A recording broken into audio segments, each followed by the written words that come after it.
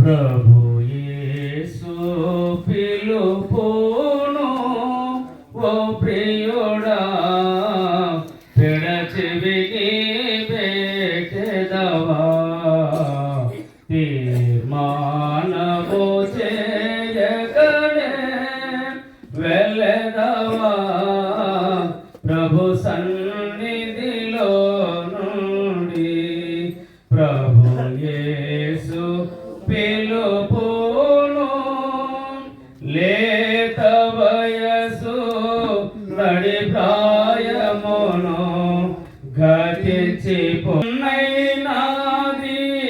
వెనకటి వలెనే మన్నైనాది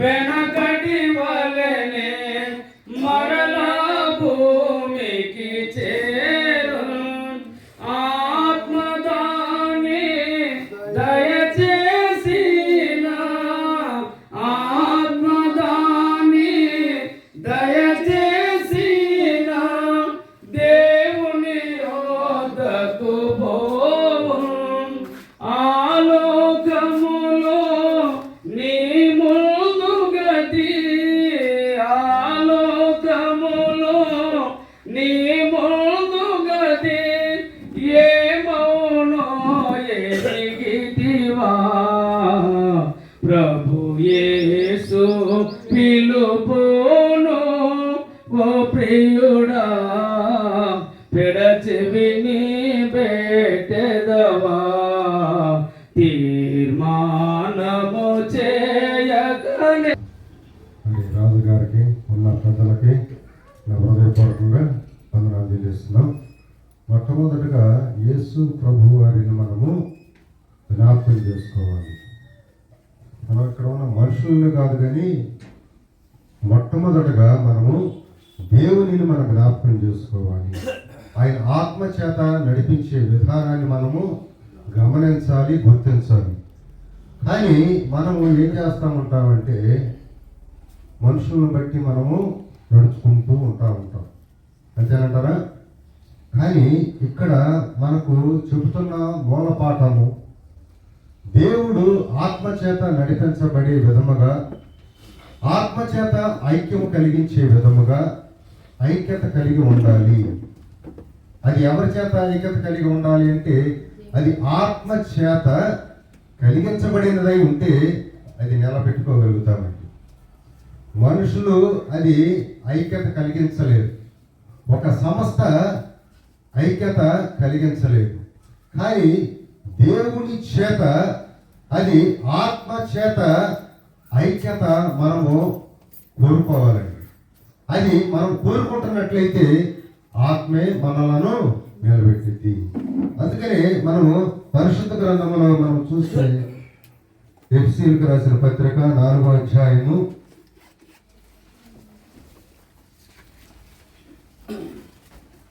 1వ వచనము. కాబట్టి మీరును సమాధానమును బంధము చేత ఆత్మ కలిగించు ఐక్యమును కాపాడుకొనుట యందు శ్రద్ధ కలిగిన వారై ప్రేమతో ఒకరినొకడు సహించుచు మీరును పిలువబడిన పిలుపునకు తగినట్టుగా దీర్ఘశాంతముతో కూడిన సంపూర్ణమైన వినయముతో సాత్వికముతో నడుచుకొనవలెనని ప్రభువును బట్టి బతిమాలుకొనుచున్నాను. ఎందుకంటే అంత బతిమాలుకోవాల్సిన అవసరం ఏంటి? పౌలు గారికి సంఘాలను మరి బతిమాలుకోవలసిన అవసరం ఏమైనా ఉందంటారా? ఉందా లేదా? ఆత్మ చేత నడిపించబడుతున్న వ్యక్తిగా ఆయన ఉన్నాడు కాబట్టి ప్రతి సంఘానికి ఆయన చెప్పే మూలపాఠం ఏంటంటే ఏమంటున్నాడు? మీరు సమాధానము బంధము చేత ఆత్మ కలిగించు ఐక్యమును కాపాడుకొనుట యందు శ్రద్ధ కలిగిన వారై ఉండాలి. ఐక్యతను మనము ఐక్యంగా ఉండాలని అనుకోవటం కాదండి, అనుకుంటా ఉంటాం. ఐక్యంగా ఉన్నాము, ఈ సంఘంలో మేమంతా ఒకటే, ఏక మనసు, ఏకభావం, ఏకతాత్పర్యం కలిగిన వారంగా ఉన్నామని చెప్పుకుంటూ ప్రార్థనలు చేస్తూ ఉంటాం. అది స్వార్థమైన ప్రార్థన. ఈ ప్రార్థన కాదండి కావాల్సింది. ఐక్యం, ఆత్మచేత ఆత్మ ఎలా చెబితే అలా మనం నడిచే వారంగా ఉండాలి, కానీ మనుషులను బట్టి మనము ఎప్పుడు కూడా మనం నడవకూడదని ఇక్కడ మనకు మూలపాఠముగా ఇక్కడ చెబుతా ఉన్నాడు. సమాధానమును బంధము, మనం సమాధానం పడాలండి. సమాధానం లేకుండా మనం ఏదో ముఖ స్థుతి చేసుకుంటూ హాయ్ హాయ్ అనుకుంటా, వందనాలు చెప్పుకుంటా, రైజులాడు చెప్పుకుంటా, అది లోనే ఉన్న కత్తులు ఉంటాయి. లోనే ఉన్న కత్తులని మరి కక్షలు ఉంటాయండి. కానీ పైకి ఏమైనా మనం ఏం చెబుతామంటే చిరునవ్వుతూ పూలు జిమ్ముతూ ఉంటాం, పూలను విరజిమ్మే వారంగా మనము ఉంటాము. కానీ ఇక్కడ ఏం చెబుతున్నాడంటే సమాధానమును బంధము చేత ఆత్మ కలిగించు ఐక్యమును కాపాడుకొనుట యందు ఏం చేయమంటున్నాడు? శ్రద్ధ. మనకు శ్రద్ధ ఉందంటారా? ఐక్యతగా ఉండటానికి శ్రద్ధ ఉందంటారా? శ్రద్ధ లేని వారంగా మనము, దిద్దుబాటు లేని వారంగా మనము మరి చూస్తూ ఉన్నామండి.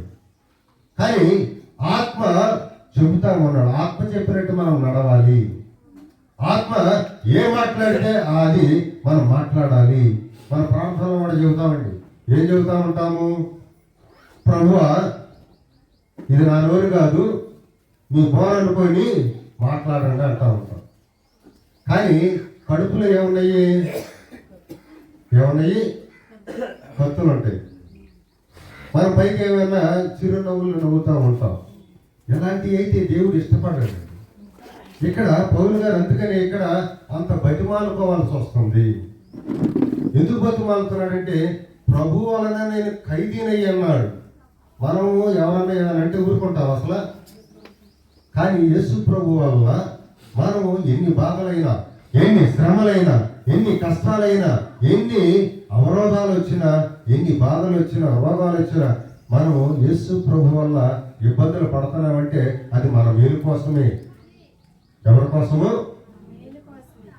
నా మేలు కోసమే. ఎవరికి వాళ్ళు ఏమనుకోవాలంటే నా మేలు కోసమే అనుకోవాలండి. అందుకని ఇక్కడ పౌలు గారు ఇదే మాటలు మాట్లాడుతూ ఉన్నాడు.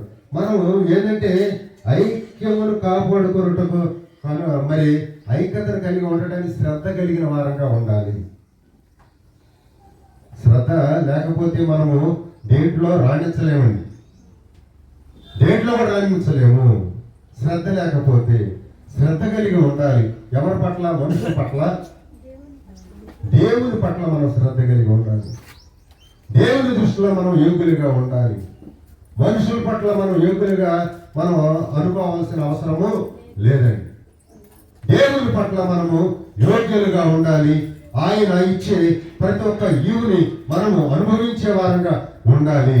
అంతేగాని మనుషులను బట్టి మనము ఏది కూడా నేర్చుకోవాల్సిన అవసరము లేదు. అందుకని ఇక్కడ శ్రద్ధ కలిగిన వారమై ప్రేమతో ఒకరినొకడు సహించుకోమంటున్నాడండి. సహించడం అంటే ఏంటి? ఓర్చుకోవడం. ఓర్చుకునే తత్వం మనలో ఉందా? ఉందంటారా? ఏం మౌనంగా ఉన్నారు? మనకు ఓర్చుకునే తత్వం ఉందా? బైబిల్ పట్టుకొని మనం ప్రతి ఆదివారం మందిరానికి వెళ్తున్నామే కానీ ఓర్చుకునే తత్వం ఉందా? రోజు కూర్చునే కుర్చీలో ఇంకొకళ్ళు వచ్చి కూర్చుంటే నేను ఆలస్యంగా వచ్చినప్పుడు నువ్వేం చేయాలి? లేచిపోవాల్సిందేనా? అంతేనా? అర్థం కావట్లేదు నా మాటలు. ఇంకో కుర్చీలోకి వచ్చేవాళ్ళ లే అని మనం చెప్పాలా? ఓర్చుకునే తత్వము, ఓర్పు మనం ఏం చేయాలంటే అలాంటి స్వభావాన్ని మనం విడిచిపెట్టాలి. అందుకని ఇక్కడ చెబుతున్న మాటను కూడా మనం గమనించండి. ప్రేమ, ఒకరినొకడు ప్రేమ కలిగిన వారిగా ఉండాలి అంటున్నాడు. ప్రేమ అంటే అది క్రియల్లో చూపించాలి, మాటల్లో కాదండి, ప్రార్థనలో కాదండి. ఒక్కొక్కళ్ళు అంటా ఉంటారు నీకోసం నేను ప్రార్థన చేస్తున్నాను అని. అవునా కదా? నీకు నేను నీ కోసం, నీ రోగాల కోసం, నీ సంఘం కోసం, నీ పిల్లల కోసం అంటా ఉంటారే కానీ ఎవరు ముఖస్థితి ముందుకు వచ్చినప్పుడు చేస్తున్నారా లేదు దేవునికే తెలుసు, నీకే తెలుసు చేసేవాళ్ళకి. కానీ ఇక్కడ చెప్పే మాటలు చూడండి. ప్రేమతో ఒకరినొకడు సహించుచు మీరు పిలువబడిన పిలుపునకు తగినట్లుగా. మిమ్మల్ని ఎందుకు పిలిచాడో దానిని మనం గుర్తించాలండి. అసలు పిలిచాడా లేదా? మనకి ఎట్లా తెలిసింది పిలిచాడా లేదా? ఇక్కడ ఏమంటున్నాడు? మీరు మిమ్మల్ని పిలిచిన పిలుపుకు తగినట్లుగా. మరి చూడండి ఎంత మనము నేర్చుకోవాలో ఈ మూల పాఠంలో ఒకసారి గమనించండి సహోదరి సహోదరు. మరి ఇక్కడ చెప్పే మాటను మనం గమనించండి. దీర్ఘశాంతము కలిగిన వారంగా ఉండాలి. ఓర్చుకునే తత్వంలోకి మనం రావాలి. ఓర్పులోకి మనం ఉన్నట్లయితే ఆ ఓర్పు మనలను చక్కగా ఒక మెట్టుకు ఎక్కించే విధముగా ఉంటుంది. మనం మెట్టు ఎక్కే వారంగా ఉండాలి. కానీ ఏ దినానికి ఆ దినము దిగజారిపోయే విధంగా, దిగజార్చే విధంగా మనము ఉండకూడదు. అందుకని ఇక్కడ చెబుతున్న మాటను మనము గమనించాలండి. ప్రతి మాటకు ఒక అర్థము, పరమార్థము, మర్మము కూడినదై మనకు చెబుతా ఉన్నాడు. అందుకని మనం ఇక్కడ చూడవలసింది దీర్ఘశాంతముతో కూడిన సంపూర్ణమైన వినయముతోనూ. వినయము కూడా ఏదైనా సరే ఒక మాట అంటే మనం తుడిచిపోయే వారంగా ఉండాలి. ఎవరో ఏదో అన్నారు, ఏదో సందర్భంలో అన్నారు, సందర్భానుసారంగా అన్నారు. అన్నప్పుడు మనం ఏం చేయాలి? వినయము ప్రదర్శించాలి. అంతేగాని కక్ష పెంచుకోకూడదు. కక్ష విషయంలో మనము చాలా దిట్టగా ఉంటామండి. ఎవరన్నా ఏదన్నా అంటే ఒక మాట అంటే ఎన్ని మాటలు అంటాం మనం? 100. నేను స్తోత్రం కలిగిన కానీ 100 అనగలుగుతా అనలేం. కానీ ఏదో మాట వరుస అంటున్నా కానీ అది అనవు. కానీ 10 మాటలు ఇది గట్టిగా అంటామండి. వాళ్ళు ఒకటంటే మాత్రం మనం 10 మాటలు గట్టిగా అనగలుగుతాం. అందుకని మనం చూడాలి, ఏదైనా సరే గమనించాలి. ఎందుకు అంటున్నారా, ఏ సందర్భంలో అంటున్నారా, ఏ విధంగా మనల్ని కించపరుస్తున్నారు అనేది కూడా మనం గమనించాలి. అందుకని దేవుడు ఇది పరీక్ష అనుకోవచ్చు. దేవుడు మనల్ని పరీక్షిస్తున్నాడు అని అనుకోవచ్చు. అంతేగాని మనం అన్నారని మనం పెరుగులు అడుకోకూడదండి. అవునంటారా కాదంటారా? దేనికంటే ఇక్కడ మనకి ఇక్కడ చెబుతున్న మాట చూడండి. పౌలు గారు చాలా చక్కగా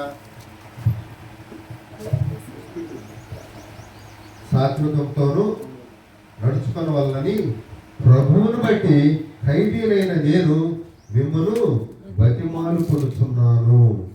దీనిని బట్టి మనం బతిమాలుకుంటున్నాడండి. మీరు ఆ విధంగా ఉండండి, సాత్వికంగా ఉండండి. బాధల్లోనైనా శ్రమల్లోనైనా నేను క్రీస్తుని బట్టి నేను ఖైదీనయ్యాను, కానీ నాకై నేను ఎప్పుడు కూడా అవ్వలేదనే ఇక్కడ మాట దాని సందర్భం అండి. అందుకని ప్రేమతో చెబుతా ఉన్నాడు, ప్రేమపూర్వకంగా మనతో మాట్లాడుతూ ఉన్నాడు. సంఘమా వినుమా అని మాట్లాడుతూ ఉన్నాడు. సంఘంలోకి మనం వస్తున్నామే కానీ అర్థం చేసుకునే స్థితిలోకి మనం వెళుతున్నాము. అర్థవంతంగా ఉండాలి. ఒక మాట మాట్లాడుతున్నామంటే దానికి అర్థవంతంగా మనము ఉండే విధంగా ఉండాలి. కానీ మరి అనవసరమైన మాటలు మనం మాట్లాడకూడదండి. అందుకని ఇక్కడ మనం చెప్పుకోవాల్సింది, మనము దేవుడు ఏం చెబితే అది చేసే వారంగా ఉండాలి. మనము ఇక్కడ ధర్మశాస్త్రాన్ని నుంచి మనం బయటికి వెళ్ళకూడదు. లోకంలోకి మనము వెళ్ళకూడదు. లోకాన్ని దీంట్లోకి పరిశుద్ధ గ్రంథంలోకి తీసుకురాకూడదు. అందుకని కలిపినా చెరిపినా అది ఆడు శిక్షార్హుడు అవుతాడు, ఆడు అబద్ధ బోధకుడు అవుతాడు అని మాట్లాడుతూ ఉన్నాడు. అందుకని మనం చూడండి రోమాపత్రిక 8:28 చూడండి.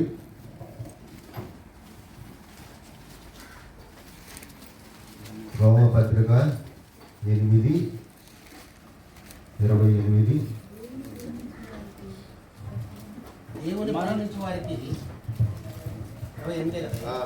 దేవుని ప్రేమించు వారికి దేవుని ప్రేమించు వారికి అనగా ఆయన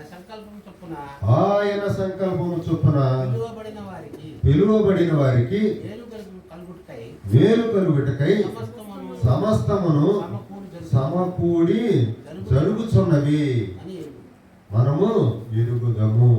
ఎందుకు ఇక్కడ మాట్లాడుతున్నాడంటే, దేవుని ప్రేమించు వారికి, దేవుని ప్రేమిస్తే మనం అందరిని ప్రేమిస్తామండి.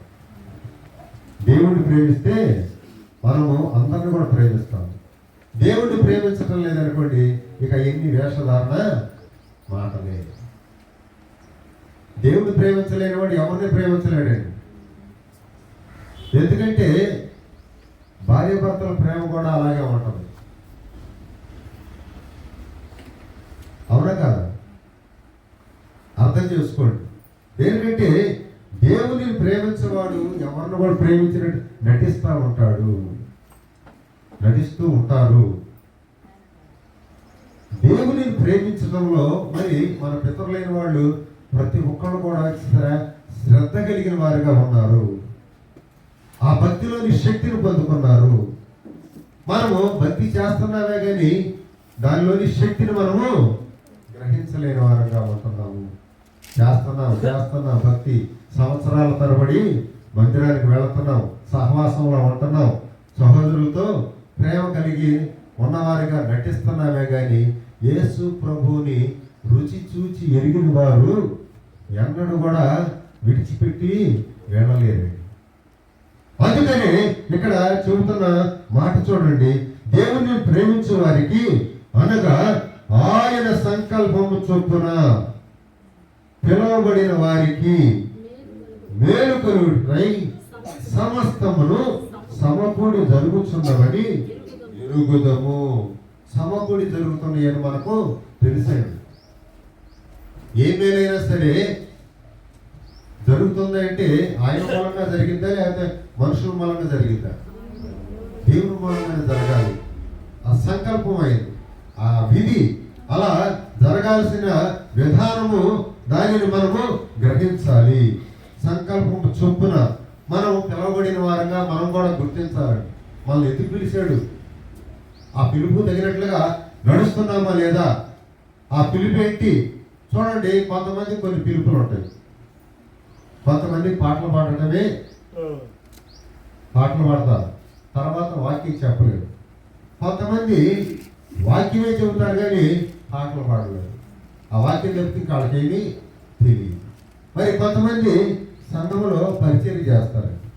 దేవుడు ఒక్కొక్కరికి ఒక్కొక్క విధంగా పిలుస్తూ ఉంటాడు. అంటే ఆ పిలుపుకు తగినట్లుగా మనము నడుచుకోవాలి. అవునంటారు కాదంటారా? అవును. అంతేగాని నేను అది కూడా చేస్తాను, ఇది కూడా చేస్తాను, ఏది చేయలేదు, నీ వల్ల ఏది కాదు. అందుకని దేవుడు చెప్పే మాటను మనం గుర్తించాలి, గమనించాలి. నీ పిలుపు ఏమిటి? నువ్వు ఎందుకు మరి దేవుడి దగ్గరకు వచ్చావంటే ఆయన సంకల్పాన్ని ఎరిగిన వారిగా ఉండి ప్రార్థనలో ఆయన దగ్గర నుంచి మనము మాట తెచ్చుకునే వారంగా మనము ఉండాలి. అంతేగాని మనము అన్ని వాళ్ళు ఏదో చేశారు, వాళ్ళ మెప్పు కోసం వీళ్ళ మెప్పు కోసం మనము ఏది కూడా చేయకూడదు. అదే అంటారు, పక్కన వాడిని చెవి కోసుకుంటే మనం ఏది కోసుకుంటాం? మెడ కోసుకుంటాం. అలాంటివి మనము చేయకూడదు. అందుకని నీ పిలుపు ఏమిటో, ఆయన సంకల్పం ఏమిటో నువ్వు గుర్తించాలి. అందుకని ఐక్యత కలిగిన వారంగా ఉండాలి. అది ఐక్యత ఎవరి దగ్గర నుంచి రావాలి? దేవుని ఆత్మ చేత నుంచి మనము నడిపించబడాలి. ఆత్మ కలిగించే ఐక్యతను మనం కాపాడుకుంటూ ఉండాలండి. ఐక్యతను కాపాడుకోకపోతే ఏది చేసినా కానీ మనము వ్యర్థమైన ప్రయాస.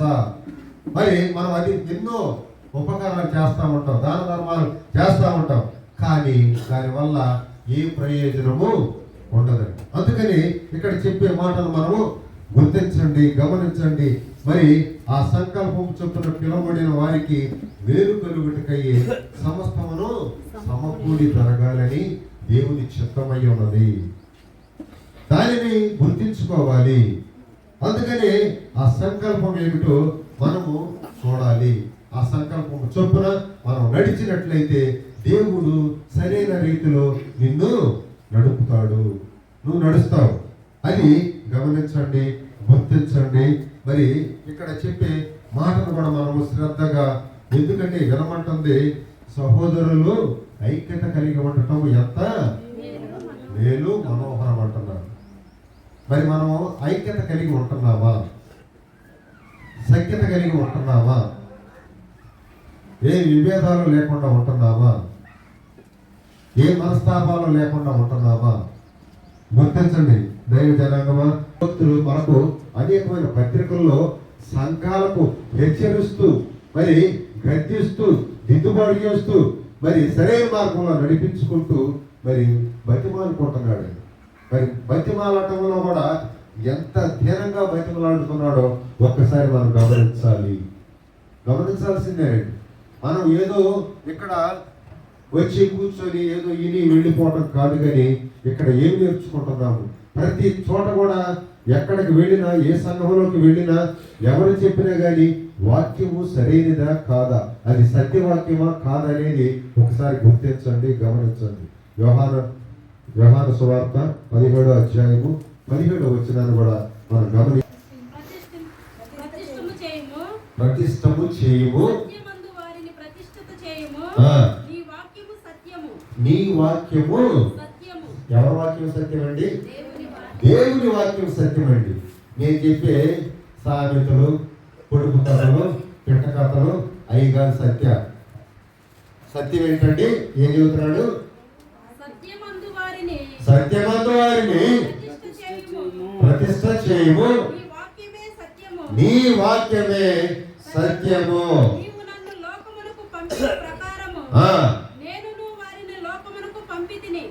పంపితిని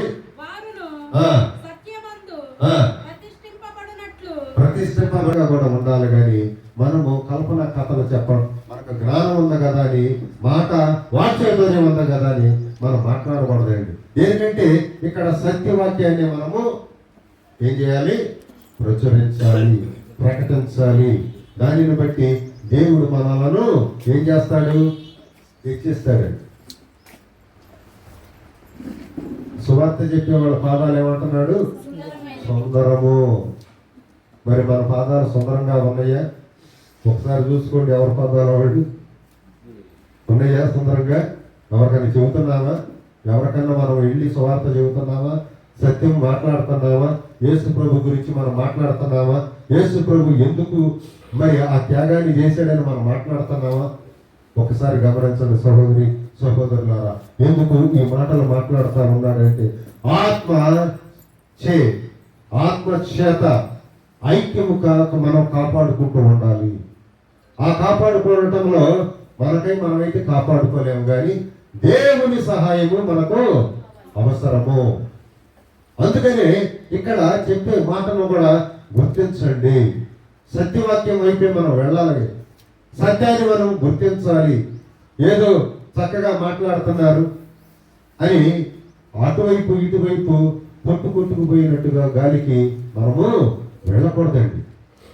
సత్యము ఎక్కడుంది? సత్యం ఎక్కడుంది? మన చేతిలోనే ఉంది. ఎక్కడుంది? ఈ వాక్యం చేతిలోనే ఉంది, అక్కడ ఎక్కడా లేదు. మనం కొనుక్కొచ్చుకోవటానికి సొంత వీధుల్లో లేదు, మన చేతుల్లో ఉంది. ధ్యానించాలి. అందుకని కీర్తనకారుడు ఏమంటున్నాడు? దివారాత్రములు దేనిని ధ్యానించాలి? ధర్మశాస్త్రాన్ని ధ్యానించేవాడు ధన్యుడు. ఆ ధన్యత కావాలి, ధ్యానించాలి. అనుదినము మనము ధ్యానిస్తున్నామా? మనం చెప్పుకుంటా ఉంటాం. ఏం చెప్పుకుంటాం? 7 మార్లు దావీదు ప్రార్థించాడు, 3 మార్లు దానియేలు ప్రార్థించాడు. ఈ మాత్రం చెప్పుకుంటాం. మనం ప్రార్థిస్తున్నామా? చదువుతా ఉంటాం, బైబిల్ చేతిలో పట్టుకొని చదువుతా ఉంటామండి. మనం ప్రార్థన చేస్తున్నామా? 7 సార్లు కాకపోయినా 3 సార్లు చేస్తున్నామా? ఒకసారి గమనించండి. మన ఎదుగుదల లేదు అంటే ఎందుకు వచ్చిందండి? మనకు ఎదుగుదల ఎందుకు వచ్చింది? ఆత్మ ఏమన్నా చదవమంటుంటే మన వాళ్ళు ఏమన్నా పిలుస్తూ ఉంటారండి. ఎవరు? మన బంధువులు, మన స్నేహితులు, అనేక మంది వాళ్ళు పిలుస్తూ ఉంటారండి. కానీ ఇక్కడ ఎవరు పిలిచినా కానీ వెళ్ళని వ్యక్తులుగా మనకు మాదిరికరంగా బైబిల్లోనే ఉన్నారు. మరి దావీదు ఎవరు? రాజా కాదా? రాజేనా? మరి రాజు అయినప్పటికీ కూడా 7 మార్లు ప్రార్థనలో ఉన్నాడు, ఆరాధించాడు. మరి దానియేలు పని పాట లేని వాళ్ళు ఎవరు కాదండి, వీళ్ళంతా పనులు చేసుకునే వాళ్ళేనా? అర్థం కావట్లేదా నా మాటలు?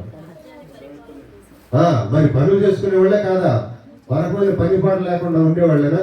పని పాట లేకుండా ఉండేవాళ్ళు ప్రతి వాళ్ళ మాట నమ్ముతారు, ప్రతి వాళ్ళ ఎమ్మటే వెళ్ళిపోతారు.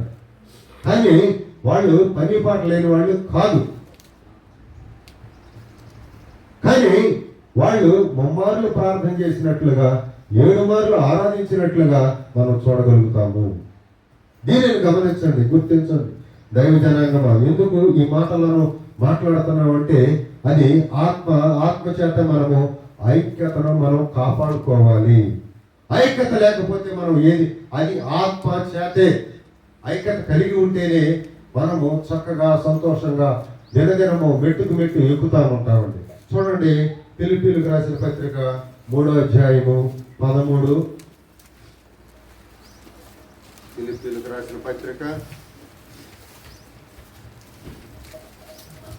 సహోదరులారా,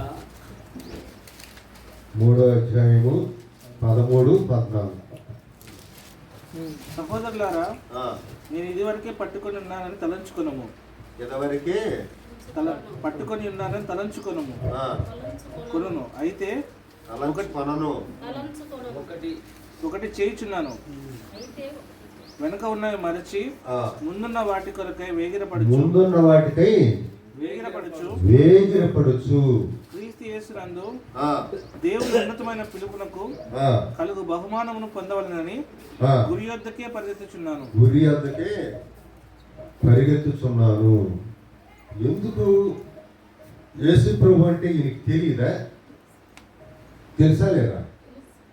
తెలిసినప్పటికి కూడా ఇక్కడ ఏమంటున్నాడో చూడండి, సహోదరులారా, నేను ఇదివరకే పట్టుకొని ఉన్నానని తలంచను, అయితే ఒకటి చేయుచున్నాను, గనుక వెనుకున్నవి మరచి ముందున్న వాటికై వేగిరపడుచు క్రీస్తు యేసునందు దేవుని ఉన్నతమైన పిలుపుకు కలుగు బహుమానము పొందవలనని గురి యొద్దకే పరిగెత్తుచున్నాను. మరి చూడండి, గురి యొద్దకు పరిగెత్తాలి అంటే మనం ఎలా ఉండాలి? మనం సంపూర్ణంగా ఉండాల్సిందే, సంపూర్ణమైన ఐక్యత కలిగిన వారంగా ఉండాల్సిందే. మన మనస్సును అటు ఇటు తిప్పకుండా ఇక్కడ ఏమంటున్నాడంటే గురి యొద్దకు పరిగెత్తాలి అంటే ఎలా ఉండాలంటున్నాడు? వెనుకున్నవి మరిచి ముందున్న వాటి కొరకై వేగిరపడుచు. ముందున్న వాటి కోసం మనం ఎగిరిపడాలండి. వెనకున్నవి మరిచిపోమంటున్నాడు.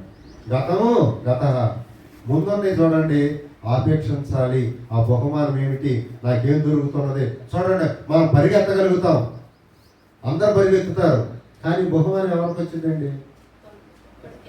ఒకళ్ళకైనా అందరిగా. కానీ ఇక్కడ దేవుడు ఏమంటున్నాడంటే పరిగెత్తిన వాళ్ళందరికీ వచ్చిందండి గురి వద్దకి. ఎంతమంది అయితే పరిగెత్తుతారో అందరికీ కూడా బహుమానాలు ఉంటాయి అని కూడా పౌలు భక్తుడు చెబుతున్నాడు. ప్రతి ఒక్కరు కూడా వెనక ఉన్నది మరిచి ముందున్న వాటి కోసమే మన ప్రయాసపడాలి. అయ్యేంటి? దేనికోసం ప్రయాస? మన తిండి కోసమా, మన బట్టల కోసమా, ఆస్తుల కోసమా, మరి హంగామా కోసమా? దేనికి మనం పరిగెత్తేది? దేని గురించి మనం పరిగెత్తాలి చెప్పండి? దేని గురించి మనం పరిగెత్తాలా?